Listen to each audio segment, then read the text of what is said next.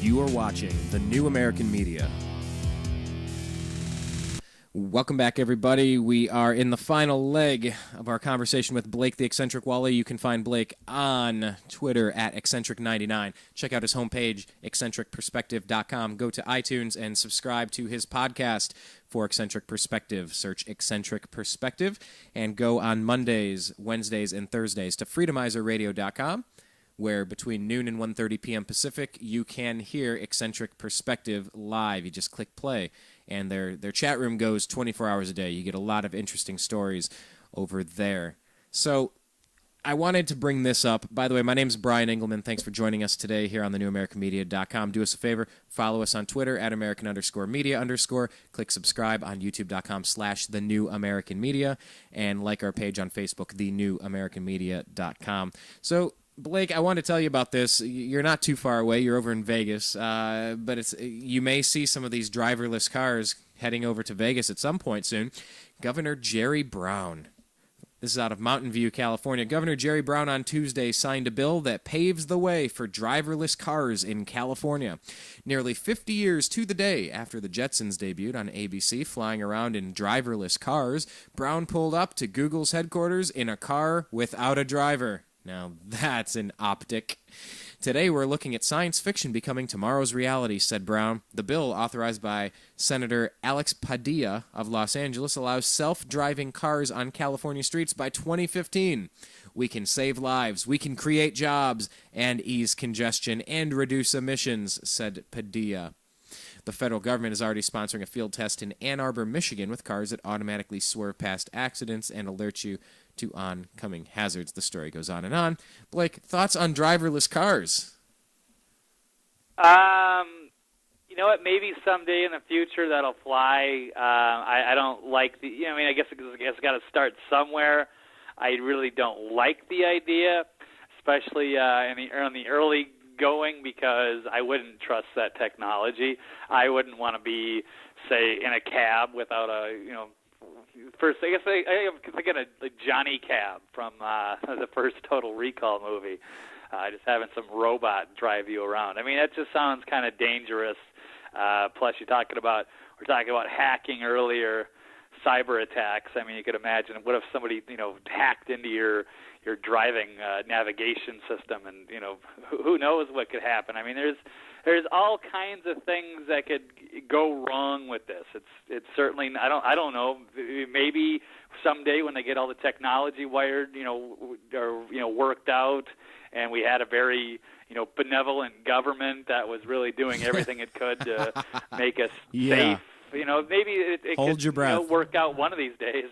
Yeah, but in the beginning, I don't know. It sounds unnecessary at this point. I guess that's what I would think. Well, I don't know why they would push for this right now, especially California. I know, I'm in Vegas, but maybe, I don't know. I see how California people drive, so maybe that would make the roads safer. You know what? That's a really good point you make, because they said that they're also debuting it in Ann Arbor, Michigan. They're sponsoring a field test that cars can swerve past accidents. And I've always said California and Michigan have some of the worst drivers out there. I spent 25 years in Ohio, and we'd often go up into Michigan. And my comment was, these people, just because they invented the automobile, they invented the mass production automobile with Henry Ford, they think they own the roads. And yes, in California, the traffic is just miserable. But, we have someone at the end of this story saying, I'm always doing stuff in the car, whether it's changing or putting makeup on. That would really help if my car could just do the driving itself, said Maida Sun of West Los Angeles. I mean, it could be easier, right? Yeah, I guess, like I said, if they started this thing now, and then maybe in 20 years it would be normal, and if all the cars were automated, and I guess they had the safety down pretty well, then maybe it would be. Maybe getting in your car would be like, hanging out just like before you're going to work or whatever. You got to just kind of like a place to kind of just kick back and, look around, or get ready, I guess, for the ladies, like you're mentioning there. They could put their makeup on and send out their text messages. I don't know. Well, Whatever. there are concerned people. This Richard Cherry of Bel Air says, what if the car drives me off the cliff or something? That's what I'm worried about. This other person, Adam Roberts of San Gabriel, says liability is a major issue. Who do you blame when a driverless car runs into somebody or kills somebody? But the two things that they are saying, number one, this guy, Steve Mahan, you can see this guy go through a drive-through and getting his dry cleaning in one of the Google's first videos of a self-driving car. Steve Mahan, he's blind. And it says, where would this change my life is give me the independence and the flexibility to go where I need to go. And the other thing that people thought about is, what about drunks? What if you could get your own taxi ride home in your own car, but you're not driving?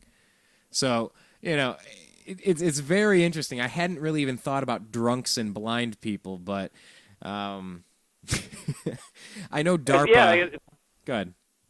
Go ahead. No, I was just going to say, a lot of pros and cons, and sure, certainly that would be good for Vegas. I mean, we got 24-hour drinking. I mean, it's not a safe place to be. I think we're like the crosswalk fatality of the world, jaywalking death or whatever you want to call it. So, there's a lot of drunk people out on the road here. Certainly, it's got its pros and cons, but other people bring up some good points. Like, how do you know? How do you trust that technology? I mean, you're talking about 3,000-pound metal objects flying around. I mean, that could really hurt somebody if the programming isn't perfected. I wouldn't want to be part of that experiment. That's all I can say on that. What would that be, like T3, Rise of the Machines? I don't know. Hopefully they keep the technology of the cars relatively dumb, and it's not going to be. Well, I mean, it'd be kind of cool to be like, HAL 9000 or something. You could have the big glowing red dot, and you could speak to the car. Or KIT. What was that? KIT Knight would Rider, be awesome. Right. I would love to have KIT. Hello, Michael. Hello, Brian. Where would you like to go today? Hello, Blake. Here's another one, though. Here's another interesting piece of legislation coming out of our backyard. California bans employers from demanding social media passwords. This is in response to there have been some stories that have come out recently where potential employers are saying, all right, well, what's your password? We need to log into Facebook and snoop around. We need to see who you are, who you really are. So universities are also banned from snooping on students' social media accounts. This is published today, September 28th. California employers looking to pry into their employees' personal lives have until the end of the year to demand their Facebook and Twitter passwords. Beginning January 1, such demands will run afoul of a bill signed into law by Governor Jerry Brown Thursday. The Golden State is... Hang on, Blake. I got to do the Blake voice. When Blake reads a story, he always gives it a special... aura of sarcasm. The Golden State is pioneering the social media revolution, and these laws will protect all Californians from unwarranted invasions of their personal social media accounts, Brown said in a comment. Was that okay? Very good. No, that's good. Just go for it. It continues, it says, no, but I really do enjoy when Blake reads his stories. He gives it like this. My wife always says, because I give her the Marge Simpson voice, when she says something that I think's just naggy or whatever, I'll just... Yeah. And she's like, I do not sound like that. I'm like, to me you do. But anyway, Facebook has denounced the practice of employers demanding Facebook passwords as a violation of user privacy. Brown also signed related legislation that prohibits universities from requiring their students to disclose social media passwords. I mean, are you crazy? The governor's office, that was me saying, are you crazy? The governor's office cited a growing problem with universities snooping on the accounts of student athletes. The governor's office says he announced the move on 5 different social media sites: Twitter, Facebook, Google+, LinkedIn, and MySpace. MySpace is still around. People use LinkedIn. Wow. Legislation protecting social media from employer snooping has also been enacted in Illinois and Maryland. Such legislation has been introduced in Congress but has not become law. Were you aware that this was a growing problem, Blake? I'd heard of this story, and it's the first time I've heard a follow-up on it in several months. But yeah, I've seen this. It's absolutely bizarre. It was usually in a few small cases, and then I've heard, of course, that employers tend to check people's Facebook accounts and stuff like that, and just kind of see what you're like, I guess. But they're crossing a line when they start asking for passwords. Like they're going to go through your social media emails and stuff like that. I mean, that's where it's just absolutely sickening. So it's just a destruction of freedom of speech and privacy and all kinds of other things. So I don't know who out there is really that clean. I'd like to, for all the people that like to go snoop and judge other people, I'd like to actually, go through their email and their social media and see what they're probably hiding, or go through their web history. It's insane. It's a lot of hypocrisy, and it's absolutely sickening. And if that happened, I mean, I'd be screwed. First of all, I don't think I would be able to get a job anywhere if they had to, if required to look at my password and go through that stuff, because I certainly send a lot of controversial stuff out. But anywho, no, very, very scary, very dangerous. They can't get away. They should not get away with that by any means. People need to keep their. I don't link to my employer or anything like that. I think people just need to kind of keep their work life and their private life separate. And I guess that's about all I got to say on that for now.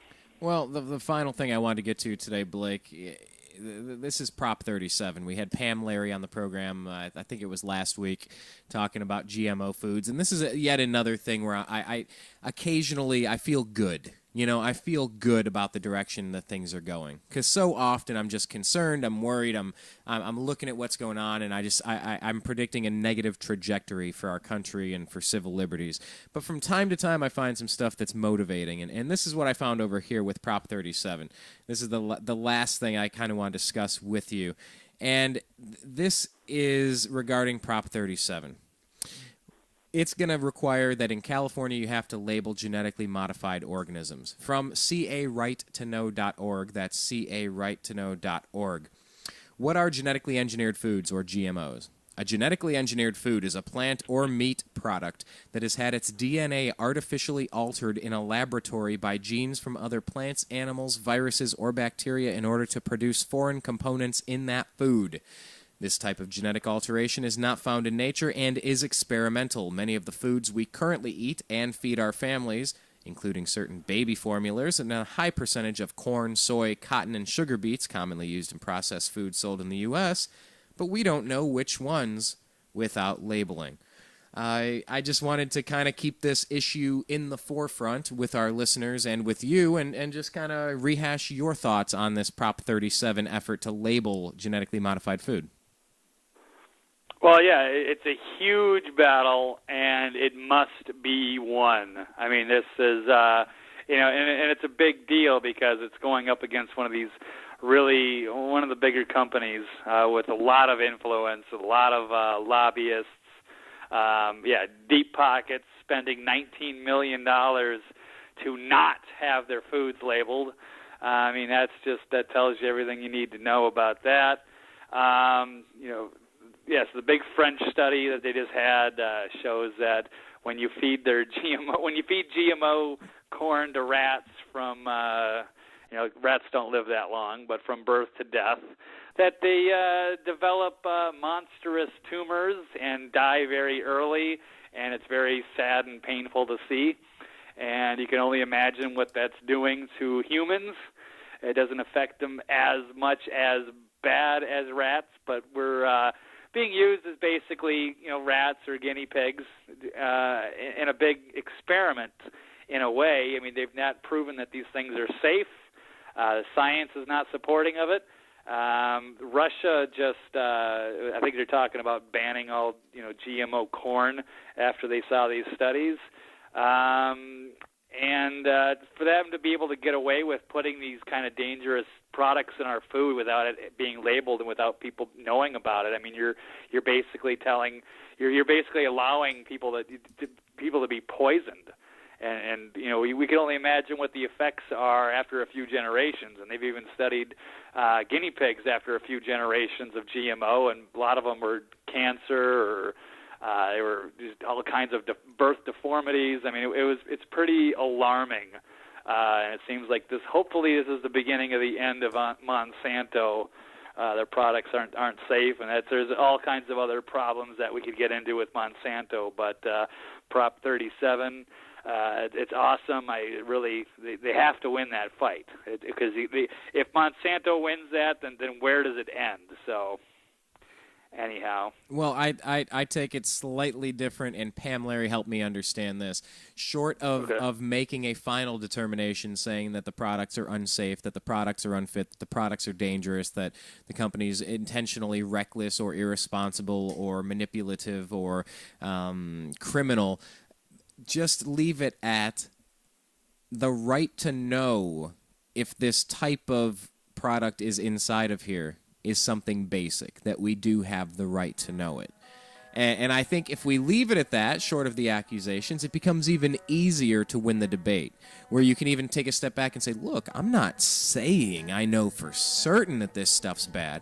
I'm saying that some people are saying it's bad, and I don't wish to be a guinea pig. And I think that's a pretty fair assessment of things. You know, whether it's the ACLU saying, well, I'm not saying the government's bad, I'm just saying it seems like a lot of people are violating our Constitution, and I would like it to stop. And I think that's why you and I both do our radio shows, Blake. It's something you say all the time. It's that you don't want to be doing this stuff. You would rather be playing football or playing Medal of Honor or something, or Call of Duty, yeah. Call of Duty, just hanging out or going biking or something. We don't want to do this, but we feel our country's in bad shape right now, and that's why we do what we do. Blake, you got about 25 seconds. Why don't you remind everybody where you're at, where they can find out more about what you're up to? EccentricPerspective.com. If you want to wake up or wake somebody else up, check it out. So Eccentric Originals on there. Otherwise, Eccentric Perspective, the radio show on iTunes, and Eccentric 99 on Twitter. Thank you very much, Brian. All right, thank you, Blake. You can find Blake Walley in all of those places, and we recommend that you do. We'll be back on with Blake in, just a little bit. Monday, we'll be back over there broadcasting. So special thanks to Blake for joining us on this program again. Thank you, good sir. It's been a pleasure. Follow us on Twitter at American_media_. Subscribe to our Facebook page. Like our Facebook page. Subscribe to YouTube. Thanks, guys. You are watching The New American Media.